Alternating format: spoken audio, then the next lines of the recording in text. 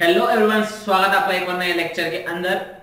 ये सीरीज अब एंड की तरफ चल रही है। हम अपना 9वां चैप्टर खत्म करने जा रहे हैं आज, और कल से हमारा 10वां चैप्टर भी खत्म हो जाएगा। ये सीरीज थोड़ी सी लंबी चलेगी। आज 22वां दिन है सीरीज को, और मतलब मुश्किल से 2 दिन या मैक्सिमम 3 दिन और चलेगी। 24 से 25 तक हम इसको कंप्लीट कर लेंगे, पूरे इंडियन इकोनॉमी की रिवीजन को। तो स्टार्ट करते हैं आज का लेक्चर। आज हम चैप्टर खत्म करने वाले हैं। तो बस एक बार एक ओवरव्यू दूंगा 3 से 4 मिनट का, जिसमें सिर्फ हेडिंग्स बताऊंगा कि हमने क्या पढ़ा। डिटेल में नहीं जाऊंगा, वरना 15-20 मिनट का रिवीजन तो वही हो जाएगा। ठीक है, तो स्टार्ट कर रहे रिवीजन। तो सबसे पहले हमने देखा था कि कुछ स्टेट्स ज्यादा अच्छा परफॉर्म करते हैं, कुछ स्टेट बेकार करते हैं just because of infrastructure. Infrastructure क्या होती है? Supporting services, example road, railway, transport, banking system, financial system. दो टाइप के होते हैं, इकोनॉमिक और सोशल। रेलेवेंस क्या है? इकोनॉमी बहुत अच्छी चलेगी, क्यों चलेगी? क्योंकि इंफ्रास्ट्रक्चर होगा। एग्रीकल्चर में बहुत ज्यादा नीडी है, और हमारा हेल्थ पे भी बहुत ज्यादा उसका असर पड़ता है। ठीक है, मैं डिटेल में रिवीजन नहीं करा रहा, सिर्फ ऊपर ओवरव्यू दे रहा हूं, जिससे मोमेंटम क्रिएट हो जाए। अच्छा, इंडिया के अंदर इंफ्रास्ट्रक्चर की क्या हालत है? गवर्नमेंट रिस्पॉन्सिबल है, प्राइवेट पब्लिक मिलकर काम कर रहे हैं, रूरल वुमेन आज भी इधर उधर भटक रही हैं, 50% घरों में इलेक्ट्रिसिटी है, 40% आज भी केरोसिन यूज करते हैं, और रूरल हाउस होल्ड की बात करें तो 90% आज भी बायोफ्यूल्स को यूज कर रहे हैं, और सिर्फ 20% के पास ही इंप्रूव सैनिटेशन है। इस बार हमने देखा था इंडिया अपने जीडीपी का 34% इन्वेस्ट करता है किसमें? इंफ्रास्ट्रक्चर में, जो कि चाइना और इंडोनेशिया से कम है। इसके अलावा बात करी जाए तो इकोनॉमिक डेवलपमेंट और हमारा जो इंफ्रास्ट्रक्चर है वो हैंड इन हैंड चलता है। ये डेवलप तो ये होगा, ये होगा तो वो होगा। ठीक है, इसके बाद हमने देखा था एनर्जी टॉपिक हमारे कोर्स में है ही नहीं, तो हमने इसको थॉरली काट दिया था। फिर हमने हेल्थ टॉपिक देखा था कल। तो हेल्थ टॉपिक हमने देखा था, हेल्थ का मतलब सिर्फ ये नहीं होता कि एब्सेंस ऑफ डिसीज, अपन हैज टू, क्या कहते हैं ना, रियलाइज हिज ओन पोटेंशियल, ये चीज होती है हेल्थ। ठीक है, इसके अलावा मैं हेल्थ नेशन के पॉइंट ऑफ व्यू से देखा था कि कैसे आप कंट्री के ग्रोथ एंड डेवलपमेंट में कंट्रीब्यूट कर रहे हो। इसके अलावा कुछ पढ़े लिखे विद्वान होते हैं, वो हेल्थ को लाइफ एक्सपेक्टेंसी से जोड़ते हैं, मेटल मोर्टेलिटी रेट से जोड़कर चलते हैं। हेल्थ इंफ्रास्ट्रक्चर के अंदर चीजें क्या क्या आती है? हमारे nurses, doctors, paramedical staff, hospital equipments वाला, ये सारी चीजें किसके अंदर आते हैं? हमारे हेल्थ इंफ्रास्ट्रक्चर के अंदर आते हैं। इसके अलावा गवर्नमेंट, इंडिया के अंदर हेल्थ इंफ्रास्ट्रक्चर क्या, उसको एक बार रीड कर लेते हैं। सबसे पहला, गवर्नमेंट रिस्पॉन्सिबल है हेल्थ सेक्टर को रेगुलेट करने के लिए और गाइड करने के लिए। Government central council of health and family welfare के थ्रू पॉलिसीज वगैरह बनाती है। ये डेटा कलेक्ट करता है इंफॉर्मेशन, और फिर उसके बाद स्टेट गवर्नमेंट को, यूनियन टेरिटरीज को और अदर बॉडीज को टेक्निकल सपोर्ट और फाइनेंशियल सपोर्ट प्रोवाइड करते हैं। देयर आफ्टर देखा था विलेजेस में प्राइमरी हेल्थ के सेंटर्स होते हैं, और इंडिया के पास बहुत सारे ऐसे हॉस्पिटल जो कि प्राइवेट लोग रन करते हैं, और काफी सारी ये फालतू का डेटा पढ़ा था हमने। इसके अलावा प्राइवेट सेक्टर में हमने देखा था कि 70% हॉस्पिटल किसमें है? प्राइवेट सेक्टर रन करते हैं। 60% डिस्पेंसरीज भी प्राइवेट सेक्टर की हैं। इसके अलावा हमने देखा था प्राइवेट सेक्टर बहुत ज्यादा डोमिनेटिंग रोल प्ले कर रहा है, चाहे डिस्पेंसरी हो, चाहे मेडिकल इक्विपमेंट्स हो, चाहे एजुकेशन में, मेडिकल एजुकेशन पर हो। ठीक है, इसके अलावा आयुष हमने देखा था। आयुष में हमने देखा था कि 6 मेडिसिन आते हैं हमारे, कौन कौन से? आयुर्वेद, योगा, यूनानी, सिद्धा, नेचुरोपैथी एंड होम्योपैथी। इसके अलावा हमने इंडिया के अंदर हेल्थ का क्रिटिकल अप्रेजल किया था, इसमें काफी सारे अलार्मिंग सिचुएशन देखे थे। इसमें हमने मेन चीज जो देखी थी वो था GBD, global burden of disease. इसका मतलब क्या होता है कि लोग किस डिसीज की वजह से प्रीमैच्योरली डेथ ले रहे हैं या फिर परमानेंटली डिसेबल हो जाते हैं सालों तक। ठीक है, तो इंडिया के अंदर 20%, वर्ल्ड का 20% जीबीडी इंडिया के अंदर पाया जाता है। ये सारी चीजें हमने कल देखी थी। और देयर आफ्टर हमने देखा था जीबीटी मेनली कम्युनिकेबल डिसीज के द्वारा होता है इसके अंदर, और हमने देखा था माल न्यूट्रिशन की वजह से 22 लाख बच्चे हर साल डेथ हो जाती है। ये सारी चीजें कल हमने देखी थी। एक ओवरव्यू मैंने आपको दे दिया, एक फ्लो बन गया हमारा। आज का हमारा चैप्टर छोटा सा बचा हुआ है, इसको भी कंप्लीट कर देंगे, और इसी के साथ आपका इंडियन इकोनॉमी का 9वां चैप्टर भी रिवाइज हो जाएगा। अब जो टॉपिक पढ़ने वाले हैं ना, वो है हमारा अर्बन रूरल या पुअर और रिच के बीच का जो डिफरेंस है वो। फिर से रिपीट करता हूं, urban rural poor rich divide, ये हेडिंग है हमारे एनसीईआरटी टॉपिक के अंदर, और जो भी आपके पास बुक होगा उसके अंदर ये हेडिंग दे रखी है। इसका कहने का मतलब क्या है? अर्बन और पुअर में क्या डिफरेंस आ रहा है, मतलब रूरल पुअर और रूरल में और अर्बन में क्या डिफरेंस आ रहा है, या फिर पुअर और रिच में क्या डिफरेंस आ रहा है in terms of health infrastructure. तो देखो, सबसे पहले बात करी गई है कि आज भी 70% ऑफ द पॉपुलेशन कहां रहती है? रूरल एरिया के अंदर रहती है, लेकिन टोटल हॉस्पिटल का सिर्फ 20% हॉस्पिटल ही रूरल एरिया में अवेलेबल है। 70% पॉपुलेशन पे 20% हॉस्पिटल कहां अवेलेबल है, रूरल एरिया में अवेलेबल है। इन्होंने 20% को 1/5 लिखा हुआ है, ठीक है।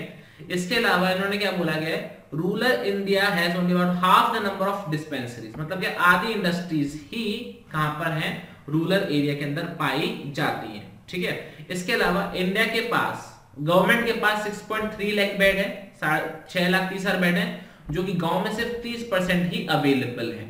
काफी छोटी छोटी सिचुएशन दे रखी है, लेकिन पढ़ना हमको जरूरी है। 6 लाख बेड में से 2 लाख बेड रूरल एरिया में पाए जाते हैं। देखो सबसे अलार्मिंग फैक्ट जो हम पढ़ने वाले ये है, 1 लाख रूरल पीपल पर सिर्फ 0.36 हॉस्पिटल है। मतलब क्या, 1 लाख बंदों पे एक हॉस्पिटल नहीं है रूरल एरिया में। पढ़ोगे जरा क्या लिखा हुआ, there are only 0.36 hospital for every 1 lakh people in rural areas। जैसे आप देखोगे आपके घर के आसपास बहुत सारे हॉस्पिटल हैं, लेकिन अगर हम इंडिया के गांवों को जोड़ दें तो 1 लाख लोगों पर 3 लाख लोगों पर एक हॉस्पिटल आ रहा है, और 1 लाख लोगों पे 0.36 हॉस्पिटल आ रहा है, और ये काफी वर्स्ट सिचुएशन है। और अर्बन एरिया में क्या है, 1 लाख लोगों पे 3 हॉस्पिटल है। अगर 1 लाख, अगर आपकी सोसाइटी, आपके एरिया में 1 लाख लोग रहते हैं तो वहां पे 3 हॉस्पिटल पाए जाएंगे, और गांव में अगर 1 लाख लोग रहते हैं तो कोई भी हॉस्पिटल है ही नहीं, 1/3 हॉस्पिटल है। तो ये एक फैक्ट है, आप इसको रीड कर लेना। अच्छा मैं एक बात बताऊं, इस चैप्टर का आपको मल्टीपल रीडिंग्स इस वजह से लगानी पड़ेगी क्योंकि इस चैप्टर के अंदर फैक्ट्स बहुत ज्यादा दिए हुए हैं, तो एग्जाम में इसके आने के चांसेस मैक्सिमम 6 मार्क्स है, इससे ज्यादा नहीं आएगा ये वाला चैप्टर, इससे ज्यादा नहीं पूछा जाएगा, ठीक है। लेकिन मैं आपको बताऊं, लेकिन आपको पढ़ना जरूर है। अच्छा देखो यहाँ पे उन्होंने गांव के बारे में क्या बोला है, गांव के अंदर जो पीएचसीज है, प्राइमरी हेल्थ के सेंटर्स हैं, ना तो उनके पास एक्सरे मशीन्स होती हैं, ना ब्लड टेस्टिंग की फैसिलिटीज होती हैं। अब ये चीज चाहिए होती है तो भैया शहर जाओ, आपको एक्सरे करवाना है तो शहर जाना पड़ेगा, आपको ब्लड टेस्ट करवाना है तो जाना पड़ेगा। तो ये देख रहे हो रूरल एरिया के अंदर जो प्राइमरी हेल्थ के सेंटर्स है उनके पास बेसिक फैसिलिटीज भी नहीं है। उन्होंने कुछ स्टेट के एग्जांपल दिए हुए हैं, बिहार, मध्य प्रदेश, राजस्थान, उत्तर प्रदेश, ये सारे आज भी हेल्थ केयर फैसिलिटीज में काफी पीछे हैं।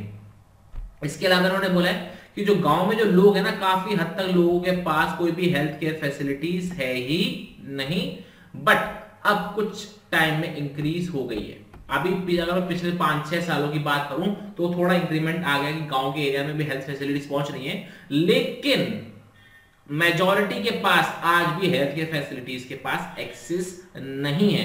इनके पास ना तो कोई, अगर गांव की बात करी जाए, जैसे हम अपने आसपास देखते हैं, कोई आपका गैस्ट्रोलॉजिस्ट है, कोई यूरोलॉजिस्ट है, कोई गायनेकोलॉजिस्ट है, कोई कार्डियोलॉजिस्ट है, ठीक, बहुत सारे आप देखते हो, कोई ऑर्थोडिक्स है जो हड्डियों का होता है, आप देखते हो कि आसपास आपके बहुत सारे स्पेशलाइज्ड डॉक्टर है, लेकिन गांव में ऐसे कोई भी डॉक्टर नहीं मिलते हैं आपको, ठीक है। विलेजेस के पास कोई भी ऐसी स्पेशल मेडिकल नहीं है कि अगर आपको कोई स्पेशल कोई बीमारी हुई है तो आप स्पेशल डॉक्टर के पास गांव में ही चले जाओ, उनको शहर आना पड़ता है। अगर आप अपने आसपास जितने भी हॉस्पिटल देखते हो या रिनाउंड डॉक्टर्स देखते हो, उनके घर के पास अगर आप भीड़ दोगे, उनके ऑफिस के पास भीड़ दोगे, तो गांव के लोग आपको ज्यादा मिलते होंगे। यही रीजन है यहाँ पर कि गांव के अंदर कोई स्पेशलिस्ट डॉक्टर होता ही नहीं है, ठीक है। देखो इसका सबसे बड़ा जो रीजन बताऊं क्या है, यही है कि लोग शहर चले जाते हैं ज्यादा पैसा कमाने के लिए, और जो ज्यादा पढ़े लिखे होते हैं वो विदेश चले जाते हैं पैसा कमाने के लिए, ब्रेन ड्रेन जिसे आप कहते हो, ठीक है। देखो इन्होंने क्या बोला गया, इंडिया में अराउंड 380 मेडिकल कॉलेजेस हैं जो हर साल 44,000 डॉक्टर्स को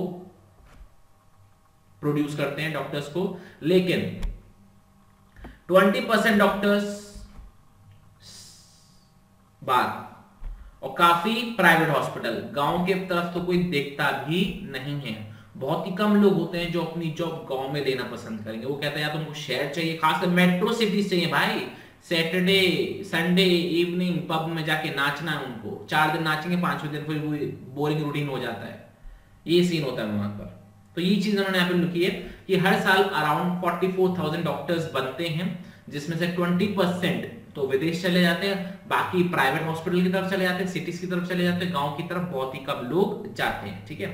यहाँ पे उन्होंने क्या दे रखा है, जरा गौर से देखिए, 20% पीपल जो है अर्बन एरिया में, रूरल एरिया में स्पेंड कितना करते हैं, रूरल एरिया में जो लोग होते हैं वो अपनी इनकम का 12% खर्च करते हैं किसके अंदर, हेल्थ के ऊपर, और रिच सिर्फ 2% खर्च करता है अपनी हेल्थ के ऊपर। मतलब कि अगर आप 100 रुपए कमाते हो और आप गांव पे रहते हो तो आप अपनी हेल्थ के ऊपर 12 रुपए खर्च कर रहे हो, और आप शहर में रहते हो 100 रुपए कमाते हो अपनी हेल्थ के ऊपर आप 2 रुपए खर्चा कर रहे हो। तो ये देख सकते हो कि यहाँ पे कितना कम खर्चा किया जा रहा है हेल्थ के ऊपर। गांव में देखो अपने इनकम का 12% का पोर्शन, मतलब आप 100 रुपए कमाते हो तो 12 रुपए की दवाइयां हेल्थ पे खर्चा हो रहा है। तो ये काफी हाई परसेंटेज है आपकी इनकम का जो आपकी हेल्थ के ऊपर खर्चा हो रहा है, ये नहीं होना चाहिए। ठीक है, इसके बाद अगर उन्होंने बाकी सारी दर्द वाली कहानियां लिखी हुई हैं कि बहुत लोगों को अपनी जमीन बेचनी पड़ती है, इसके अलावा बच्चों को तक गिरवी रखना पड़ता है कि भैया हम आपको ट्रीटमेंट करवा देंगे। ये समझ रहे हो, उनके पास सफिशिएंट फैसिलिटीज नहीं होती है प्राइवेट हॉस्पिटल जाने के लिए, और वो लोन ले लेते हैं और जिंदगी भर वो लोन के अंदर दबे रहते हैं। तो ये सारी कहानी बोली गई है। रिच और पुअर के बीच का डिफरेंस कह लो या अर्बन और रूरल के बीच का डिफरेंस कह लो जो हमारे इंडिया के अंदर देखा जाता है। अगर मैं स्टोरी बनाऊं तो इस स्टोरी के अंदर आपको कुछ बातें हैं जो नोट करने वाली हैं, जैसे हॉस्पिटल पॉपुलेशन कितनी है, पर पॉपुलेशन में हॉस्पिटल कितने अवेलेबल है, ये सारी चीजें आपको दिमाग में रखनी है। ठीक है, ये चीज आगे बढ़ते हैं। और अब आ रहा है हमारा चैप्टर का लास्ट पेज, छोटा सा टॉपिक बचा हुआ है, बस बहुत ही जल्दी हमारा आज का लेक्चर खत्म होने वाला है, फिर हम मजे करने वाले हैं। ठीक है, उसके बाद हम बाकी पढ़ेंगे बेटा। 22 तारीख हो गई, पेपर बहुत जल्दी आ रहे हैं आपके। अब देखो यहां पर एक क्वेश्चन आया है एग्जाम में, क्वेश्चन बड़ा फेवरेट क्वेश्चन बन सकता है। How has women health become a better matter of a great concern. Women की हेल्थ इतना इंपॉर्टेंट मैटर क्यों बनता जा रहा है। ठीक है, काफी अच्छा सवाल है, जरा देखते हैं और डिस्कस करते हैं कि ये ऐसा क्या है इसके पीछे। तो देखो सबसे पहले उन्होंने बोला कि विमेन हमारी 50% पॉपुलेशन के अंदर आती हैं, अगर 50% मेल हैं तो 50% हमारी फीमेल्स हैं। ठीक है, लेकिन यहां पर उन्होंने क्या बोला गया है कि आप भी देखते होगे आसपास फीमेल्स को मेल्स के मुकाबले काफी अपॉर्चुनिटीज कम दी जाती हैं, फैमिलीज ही कम देते हैं, बाहर वाले तो कम ही देंगे। ठीक है, कैसे, एजुकेशन, इकोनॉमिक एक्टिविटीज, पार्टिसिपेशन। अगर आज भी मैं अगर आपको मिडिल क्लास या लो क्लास बात बोलूं, लड़कियों को बोला जाता है पढ़ो लिखो, क्या करोगे, पढ़ लिखोगे भैया, शादी करके दूसरे घर जाओगे, घर ही संभालोगे, तो इसलिए उनको अपॉर्चुनिटीज नहीं दी जाती। अगर आपके घर में बिजनेस होगा ना तो बच्चे को बोलेंगे बिजनेस पे बैठ, बेटी को नहीं बोलेंगे बिजनेस पे बैठ। तो ये चीज आप देखोगे, अपने घरों में देखोगे, नहीं तो अपने आसपास देखोगे, यही चीज होती है। तो वही बात उन्होंने बोली है कि विमेन की हेल्थ इतना मेजर कंसर्न क्यों है। सबसे पहली बात, विमेन हमारी इंडिया के अंदर 50% है और इनको उतनी ज्यादा अपॉर्चुनिटीज पहले तो नहीं दी जाती। इसके अलावा उन्होंने यहाँ पे सेक्स रेशियो की बात करी है, पर 1000 मेल्स कितनी फीमेल्स है। पहले 2001 में 927 थी, 2011 के सेंसस में 914 हो गई। क्यों भैया, लड़के चाहिए घर वालों को, फीमेल फोर्टिसाइड्स, अबॉर्शन करा देते हैं, तभी तो इलीगल हो गया सेक्स डिटर्मिनेशन, इस इलीगल इंडिया, ये सारी बातें आप सबको बताएं। अब जरा देखो यहाँ पर, अब एक बहुत बड़ा अलार्मिंग फैक्ट आपको पढ़वाने वाला हूं, आप देख के आप थोड़ा शॉक हो जाओगे। इंडिया के अंदर 3 लाख लड़कियां जिनकी एज 15 साल से भी कम है, उनकी शादी हो चुकी है, और सिर्फ शादी नहीं, उनका बेबी भी है। ठीक है, तो ये काफी एक अलार्मिंग सिचुएशन है इंडिया की, जो गांव के एरिया होते हैं जिसमें आज भी चाइल्ड मैरिज करा दी जाती है, क्योंकि वहां पे कोई लॉ वगैरह कोई फॉलो नहीं करता, ना वहां उतना लीगल एक्सेस होती है, ना उनको उतनी समझ होती है। उनको कहते हैं ब्याह दो, बड़ी होगी बिगड़ने से अच्छा पहले ब्याह दो, उसके बाद तो सबको सबकी कहानी पता ही होती है। तो इंडिया के अंदर 3 लाख लड़कियां हैं जिनकी एज 15 साल से कम है। हर साल की बात हो रही है, यहाँ पर हर साल की बात हो रही है। नॉर्मली जो उनकी एज 15 साल से भी कम होती है, ना तो उनकी शादी कर दी जाती बल्कि उनका बेबी तक हो जाता है। आगे पढ़ते हैं इस फैक्ट के बारे में।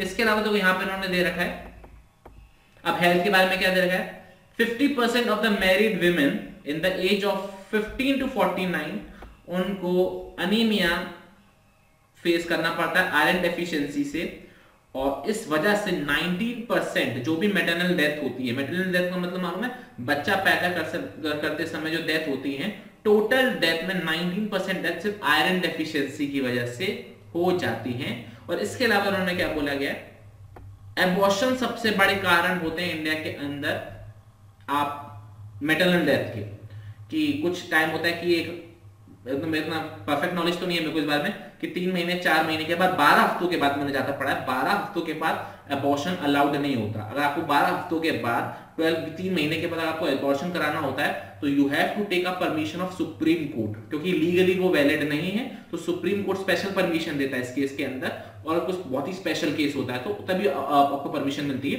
तो लोग 12 हफ्तों के बाद भी अबॉर्शन कराते हैं जस्ट बिकॉज उनको पता लग जाता है कि हाँ भाई लड़की है या फिर उनको बेबी नहीं चाहिए, तो उस चक्कर में भी बहुत ज्यादा डेथ हो जाती है। तो ये बहुत बड़ा मेजर कंसर्न आ गया विमेन की हेल्थ के बारे में।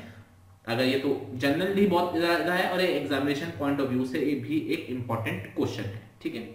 अब इसको हम एग्जाम तक ही सीमित रखेंगे, भावना में नहीं पाएंगे हम, पता चला दुख लेके बैठ गए, ठीक है। चलो आगे पढ़ते हैं। लास्ट टॉपिक चैप्टर का है कि हम हेल्थ केयर प्रोग्राम्स की इफेक्टिवनेस को कैसे इंक्रीज कर सकते हैं। इंडिया भर में जितनी भी हेल्थ केयर फैसिलिटीज चल रही हैं, प्रोग्राम्स चल रहे हैं, जैसे पोलियो का आप देखते होंगे, आप टीकाकरण जो आजकल चल रहा है उसका देख रहे होते, अगर हमको उसकी इफेक्टिवनेस को इंक्रीज करना है तो कैसे इंक्रीज किया जा सकता है। तो सबसे पहले उन्होंने बात बोली कि देखो हर एक इंडियन का एक राइट है कि उसको अच्छी फैसिलिटी मिले, एक अच्छी हेल्थ केयर सर्विस मिले। तो सबसे पहले उसको डिसेंट्रलाइज करना पड़ेगा। सारा चीज सेंट्रल लेवल पर नहीं किया जा सकता, उसको स्टेट गवर्नमेंट पे, लोकल गवर्नमेंट पे, पंचायत लेवल पर सबसे पहले इसको क्या करना पड़ेगा, डिसेंट्रलाइज करना पड़ेगा पब्लिक हेल्थ फैसिलिटीज को। तो पहला पॉइंट क्या है, अगर आपको इफेक्टिवनेस को इंक्रीज करना है तो you have to decentralize public health facilities, ठीक है। पहला पॉइंट हो गया आपके दिमाग में। दूसरा इन्होंने क्या बोला है, आगे पढ़ते हैं। दूसरा ये आपको अवेयरनेस क्रिएट करनी पड़ेगी। सिर्फ सिस्टम्स बनाने से कुछ नहीं होगा, एजुकेशन देने से कुछ नहीं होगा, आपको अवेयरनेस भी फैलानी पड़ेगी। आपको एजुकेशन देनी पड़ेगी लोगों को कि हेल्थ के बारे में क्या क्या चीजें कर सकते हैं। तभी आप टीवी में देखते होंगे सफाई की काफी सारी एड आती है, इसके अलावा हाइजीन मेंटेन करने की काफी एड आती है। आप देखो जैसे हेल्थ को देखो, हेल्थ किस बेसिस बेस्ड होता है, एक तो आपके आसपास का एनवायरनमेंट बहुत अच्छा हो, ऊपर से आप देखते हो कि यहाँ पे ऐड आती है कि घर में पानी जमा होना दे दें क्योंकि उससे मच्छर आते हैं, मच्छर से फिर आपको मलेरिया फैलता है। तो काफी सारी चीजें जो हम देखते आ रहे हैं, टीवी पे ऐड आ रही है, वो अवेयरनेस फैलाने के लिए आ रहे हैं, हाइजीन के लिए आ रहे हैं। आजकल आ रहा है कि भाई आप हाथ सैनिटाइज बार बार करें, हाथ बार बार धोते रहें, ठीक है। अब तो क्या टीवी पे इतनी ऐड नहीं आती, लेकिन पता तो हमको है ये कोरोना अभी गया नहीं है। इसके बाद उन्होंने बोला है कि आईटी के सेक्टर को, आईटी रोल को, टेलीकॉम को, आईटी सेक्टर को यहां पर हम नेग्लेक्ट नहीं कर सकते क्योंकि आजकल आधे से ज्यादा चीजें ऑनलाइन चल रही हैं। तो अगर आपको इफेक्टिवनेस प्रोग्राम बढ़ाना है तो आप देखते हो आजकल ऑनलाइन अपॉइंटमेंट्स हो रही है हेल्थ की, ऑनलाइन आप अपॉइंटमेंट ले सकते हो हॉस्पिटल्स की। तो ये भी बहुत एक बड़ा फैक्टर है अगर आप हेल्थ प्रोग्राम को टेक्निकली इंप्लीमेंट करना चाहते हो। और इन्होंने बोला अगर आपको अच्छी क्वालिटी मेंटेन करनी है, अगर आपको हेल्थ प्रोग्राम की इफेक्टिवनेस बढ़ानी है, तो सबसे पहले आपको प्राइमरी हेल्थ केयर जो गांव में होते हैं, छोटी छोटी डिस्पेंसरीज होती हैं, उनको बिल्डअप करना पड़ेगा। अगर वो बिल्डअप हो जाएंगी तो आपका अगर ग्राउंड ही बिल्डअप हो जाएगा तो टॉप फ्लोर तो अपने आप ही बिल्ड हो जाएगा। ये चीज उन्होंने बात बोली, क्योंकि गांव के जो लोग होते हैं शहर में क्यों आते हैं, क्योंकि वहां पे हेल्थ फैसिलिटीज नहीं मिलती, वहां पे खर्चा ज्यादा होता है, वहां पे उनको चीजें गिरवी रखनी पड़ती हैं। जब गांव में उनको सारी चीजें अच्छी मिल जाएंगी तो उनको शहर में आके कोई दिक्कत होगी ही नहीं। इसके अलावा देखो यहाँ पर उन्होंने बात क्या बोली है जो हमने वही पढ़ी थी कि गांव के और शहर में जो हेल्थ केयर फैसिलिटीज है ना, वो जमीन आसमान का फर्क है। और अगर इसी चीज को इग्नोर करते रहे ना तो आगे चल के गांव में जो महामारी फैलेगी ना, वो बहुत नेक्स्ट लेवल फैलेगी। और इसके अलावा यहाँ पे एक पॉइंट और है लास्ट, जो हेल्थ पे जो खर्चा है ना, वो हर एक के पास अफोर्डेबल होना चाहिए और हर एक के पास एक्सेसिबल होना चाहिए। सिर्फ अफोर्डेबल होने से कुछ नहीं होगा, उनके घर के आसपास वो डिस्पेंसरी, वो हेल्थ केयर सेंटर, वो हॉस्पिटल ओपन होना चाहिए, जिससे वो हेल्थ सर्विसेज को अफोर्ड तो करे, साथ साथ एक्सेस भी कर पाए। तो अगर मैं आपको बात बोलूं तो ये चैप्टर हो चुका है हमारा खत्म। काफी बढ़िया चैप्टर था, थोड़ा लेंथी चैप्टर है। लेंथी चैप्टर देखो, अब देखो 3 लेक्चर में गया, इसके बावजूद अब ये बहुत बड़ा टॉपिक हमारा डिलीट हो चुका है। तो ये चैप्टर ये चैप्टर काफी लेंथी, मतलब ये बोलूं ये पूरी इंडियन इकोनॉमी का सबसे लेंथी चैप्टर है हमारा इंफ्रास्ट्रक्चर। तो एक बार मैं बस आपको एक बार दिखा दूं कि आज हमने क्या किया। मैं पुराना रिवाइज नहीं कराऊंगा, पुराने ऑलरेडी आपके पास वीडियोस हैं, आप उसको देख लेना, आप रिवाइज कर लेना। तो यहाँ पर जो आज हमने मेनली देखा वो देखा अर्बन रूरल और पुअर रिच के बीच में जो डिवाइड हो रहा है कि कैसे कमियां आ रही हैं, वहां चीजें बेहतर है, वहां चीजें बेकार है, वही चीज हमने देखी। 70% पॉपुलेशन गांव में रहती है लेकिन 20% हॉस्पिटल के सिर्फ गांव के अंदर। इसके अलावा डिस्पेंसरीज आधे से कम है, जो हॉस्पिटल बेड्स है सिर्फ 30% बेड्स है। इसके अलावा यहाँ पे जो एक फैक्ट है वो काफी अच्छा है, शहर में 1 लाख लोगों पे 3 हॉस्पिटल है और गांव में 1 लाख लोगों पर 0.36 हॉस्पिटल है, मतलब आधे से भी कम हॉस्पिटल। इसके अलावा हमने एक दो बातें और देखी कि गांव में जो प्राइमरी हेल्थ केयर फैसिलिटीज होती है वहां पे एक्सरे ब्लड टेस्टिंग तक नहीं होते, जिसमें बिहार, मध्य प्रदेश, राजस्थान, उत्तर प्रदेश में बहुत ज्यादा पीछे चल रही है वो। इसके अलावा किसी के पास मतलब बहुत लोगों के पास, मेजोरिटीज के पास एक्सेस ही नहीं है प्रॉपर हेल्थ केयर फैसिलिटीज की। गांव में स्पेशल केयर वाली स्पेशल फैसिलिटीज नहीं होती हैं, जैसे पेडियाट्रिक्स, गायनेकोलॉजी, एनेस्थीसिया, ओबस्ट्रिक्स। इसके अलावा इन्होंने बोला है कि आधे से आधे 44,000 डॉक्टर हर साल बनते हैं, जिसमें 1/5 तो भैया इंटरनेशनल फ्लू कर जाते हैं, बाकी सिटीज या प्राइवेट हॉस्पिटल में जाते हैं, गांव की तरफ बहुत ही कम जाते हैं।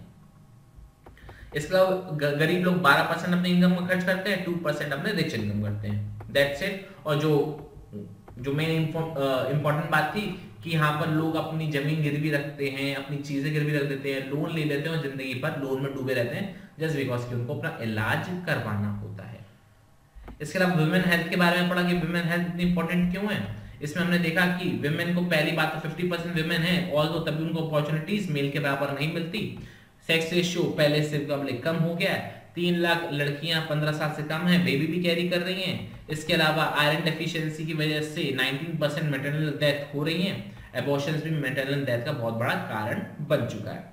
एफिशिएंसी कैसे इंक्रीज करोगे, पहले तो आपको क्या करना पड़ेगा, सर्विसेज को डिसेंट्रलाइज करना पड़ेगा, दूसरा अवेयरनेस फैलानी पड़ेगी, तीसरा आईटी का रोल बढ़ाना पड़ेगा, चौथा प्राइमरी हेल्थ केयर को आपको इंप्रूव करना पड़ेगा, और लास्ट आपको हर एक को बेसिक हेल्थ फैसिलिटीज को एक्सेसिबल एंड अफोर्डेबल दोनों करवाना पड़ेगा। तो इसी के साथ हमारा चैप्टर होता है खत्म। आपसे मुलाकात होगी कल 23 तारीख शाम को 5 बजे हमारे लास्ट चैप्टर के साथ, वो है ह्यूमन कैपिटल फॉर्मेशन। तो आपसे मुलाकात होगी कल शाम को 5 बजे, तब तक के लिए पढ़ते रहिए। जय हिंद, जय भारत, टाटा, बाय बाय।